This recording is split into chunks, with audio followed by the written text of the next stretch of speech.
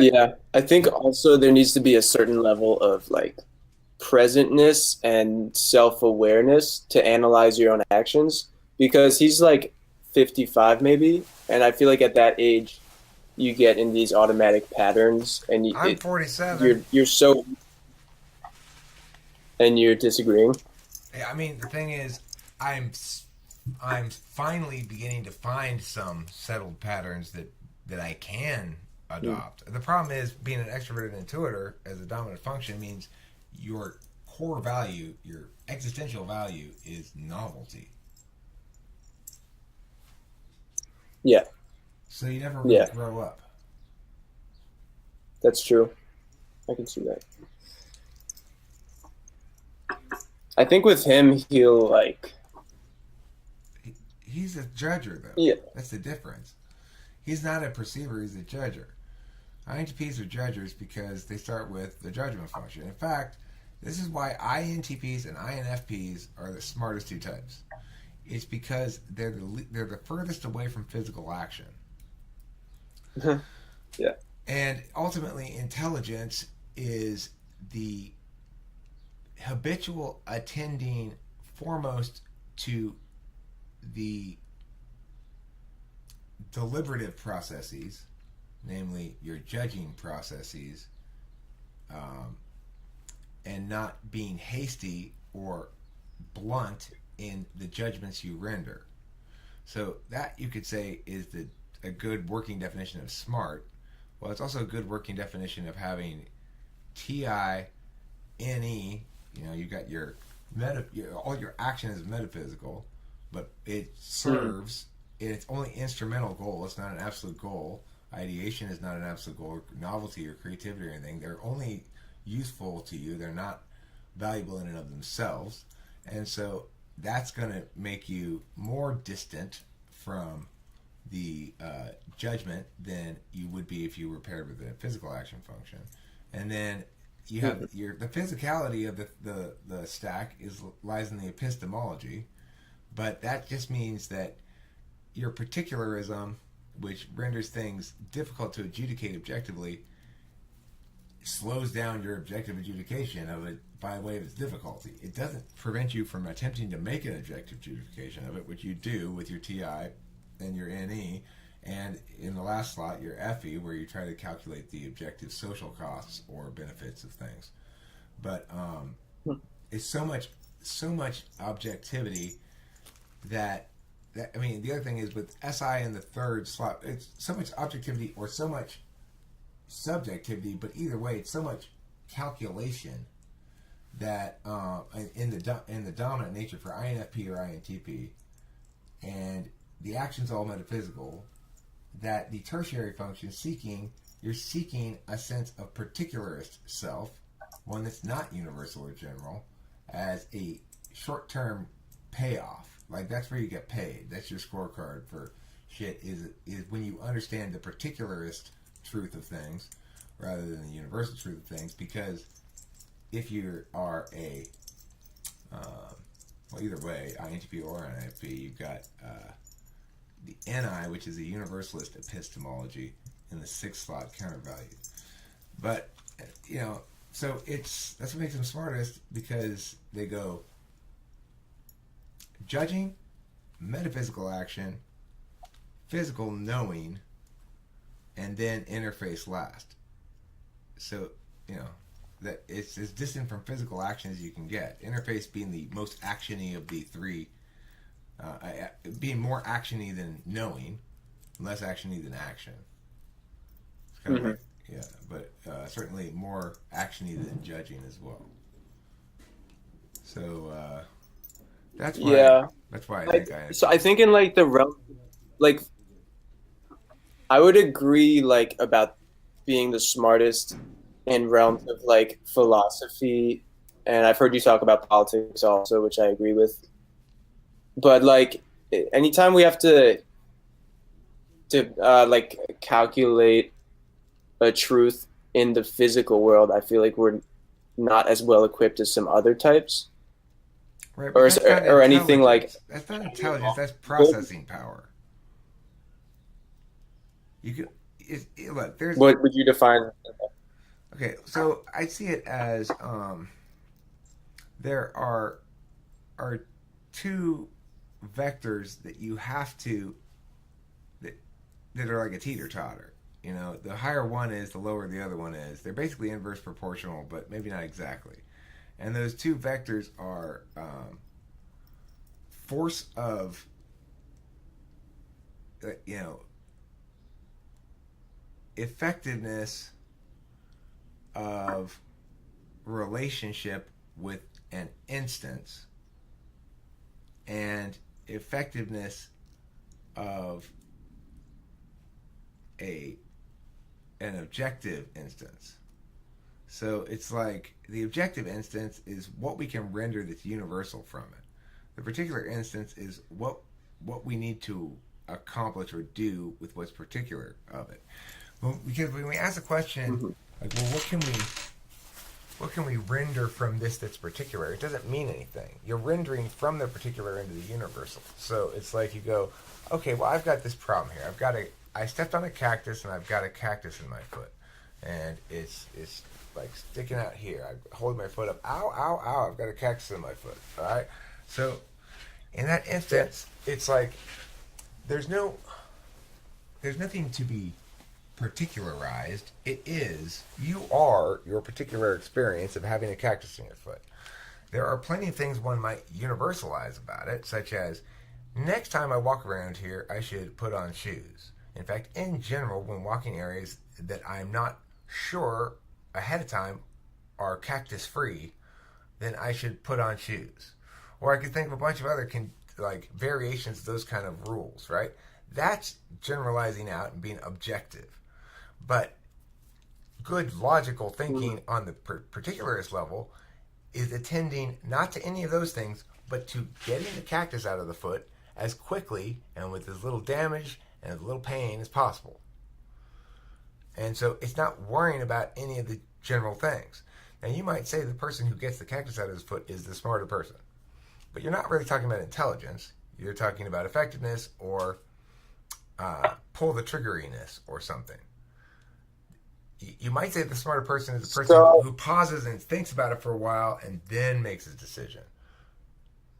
But what if, in fact, those thorns have a slight poison? The longer you leave them in, it starts to make your foot more damaged. Then in that case, was he still a smart person for pausing and deliberating more? It's hard to say, right? So the point being that the only meaningful way to describe intelligence is to differentiate it from effectiveness.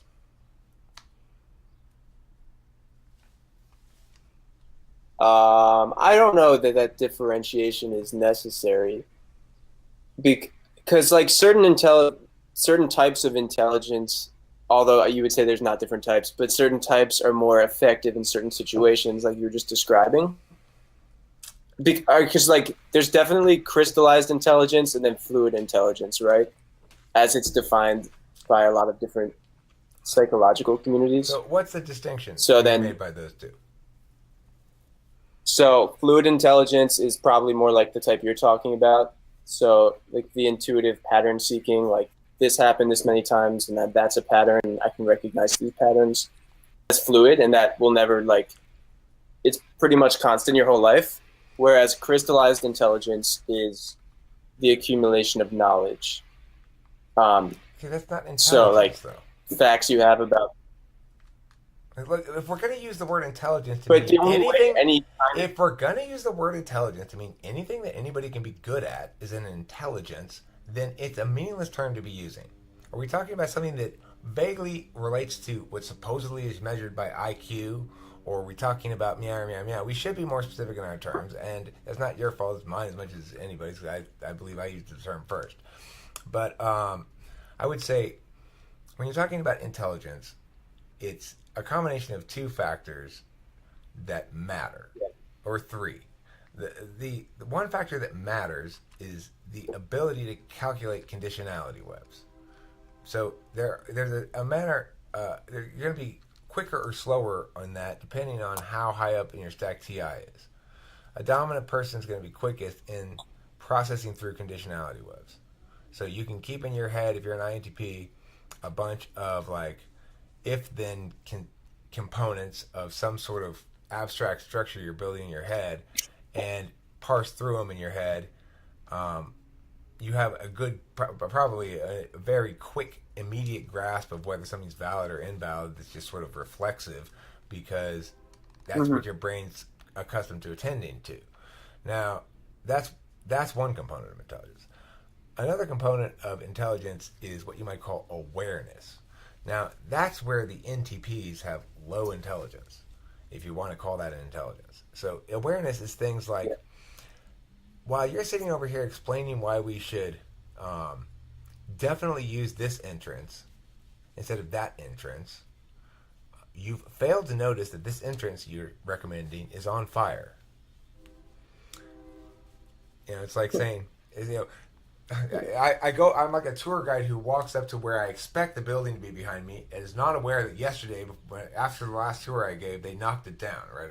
So I go up there, I don't see I don't look that direction at all. I just sort of walk with my back to the building and go, okay, so this building you see behind me is blah, blah, blah, blah, blah, blah, blah, blah, blah, blah. And then somebody's going, Eric. And I'm like, shh, I'm not done. Wait, please. Don't interrupt me. And finally, I look around and I realize that the building's not there at all. The thing I'm talking about makes no sense at all because it's not really, the reality has changed. So that awareness Yeah. component is another component of intelligence. But it's it's really more a component uh, of the alternative to intelligence, I'd say, which is sensory awareness. Like, you know, because intelligence is if we wanted to make a conflation between the terms effective and um, valid, then we have to split the term intelligence somehow. But okay, so we put that there. If awareness and well, let's try to stick it in anyway. Awareness, we've got, and then the other one I said first. What was the other one I said? Oh yeah, just Awareness. I don't raw know. processing Logical. power. Raw processing power of conditionalities. Yeah. Conditionality, processing power, awareness, and Logic. then the third one is I'd say just level of abstraction. So it's Okay. like that's why INFPs can be quite smart because even though they're using their physical judging function that's not abstract at all, their tool function is to make abstract meaning. So it drags along with it their 8 slot TI and makes more nuanced their dominant FI in a way that renders them almost completely unable to do anything in the actual world, but is nevertheless makes them unusually smart. INFPs. People don't necessarily agree with me when I say this, but INFPs are unusually smart. I had to disagree. But all right, so that's all good. I'm just trying to figure out the role of memory and informational knowledge into this. So, like with your third type of intelligence or whatever, where you're talking about abstraction and ability to abstract to higher levels, for that to be used, you have to go the opposite direction when you want to use it and incorporate information and specific memorized Okay, instances, well, right? okay, but think So then about there has this. to be that. Remember, I think that's on the scale of an individual's growth. So, like, every individual will continue getting smarter until about 55 years old or so. It depends on the type as well. I think I will continue getting smarter probably till I'm about 70. At that point, you start going into decline at some point because you cease to be able to make new links. Because ENTPs are particularly focused on linkages to new things all the time, my knowledge base is constantly growing, and therefore I'm becoming smarter than I used to be. Okay, but that's on my personal timeline. So it shouldn't be considered a component of intelligence because everybody's subject to the same growth arc as because everybody's subject to time and one accumulates over time the components of that one uses to sound smart. But you're assuming that intelligence can't change over a person's lifetime, correct? No, I'm saying it does for sure change over every person's lifetime because of that element, that particular aspect of the mechanics of it, the fact that you do have a database of things you know that you then be intelligent about, right? So, or with, depending on what kind of things Yeah. you're doing. So you might like remember last time I did it that stupid way, I dropped the thing on my foot. So I'm not going to do it that stupid way again. That would be a TE kind of intelligence where you have awareness that you're correctly converting into um, adjustments to future action. But is that really intelligent? It's it's Yeah. better. Well, It's okay. more in So your interests. is all right. So the question is someone more intelligent? Like, let's say you at age 20 versus you at age 55. At age 55, you can connect more concepts because you know about more things. But does that mean you're more intelligent? Because essentially, your processing power, It's about whatever the it's used same. for, let's It's say about it's the the same. same. Like, your processing power isn't better if you're using it for tons of connections, or you only know a certain amount of connections, but you can focus more on those, right? Well, my processing power is Does that about the make same sense? as you might think that my processing power would be reduced from what it was when I was young. And I think it is reduced from what it was when I was really young.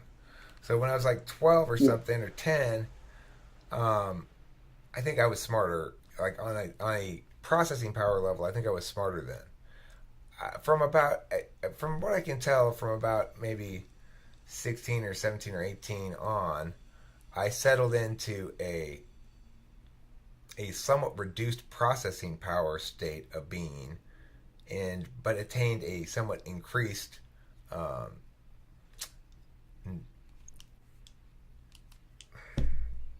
disparation quality, which is to say making things more disparate, a wider spread of ideational leap and intuitive leap. Mhm. So I think I increased the scope of that at the cost of some processing power, because ever since then I felt like I've my processing power has been about the same. I'm not very good at keeping a lot of shit in my head. I don't care about it enough, and I don't want to. It sounds hard, you know. Pruning, maybe you Yeah. call it pruning. I don't know what you call it. That's a good, I guess, a really good word for it. That would be the best word I could come up with for it if I had come up with it. Pruning, it's focusing on more specific information. That's you'd say as pruning.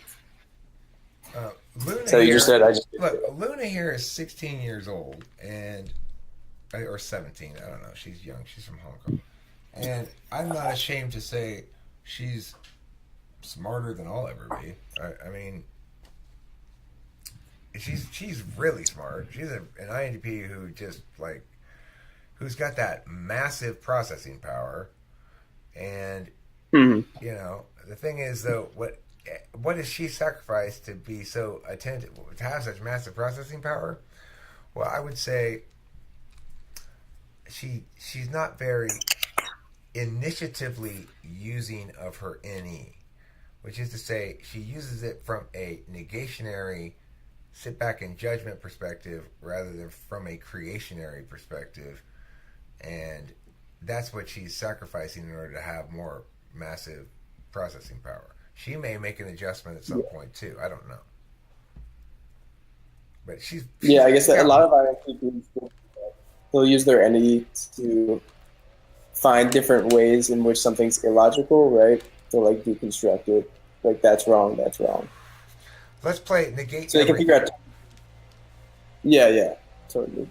The reason people do that is because it's easier to negate than it is to affirm. It's safer if you're a Hmm. TI user, because the last thing you want to do is um, commit ideationally to something that turns out to be wrong. It's like your worst nightmare. Yeah, So, yeah. So are ENTPs different, and are they more like affirmative rather than negational?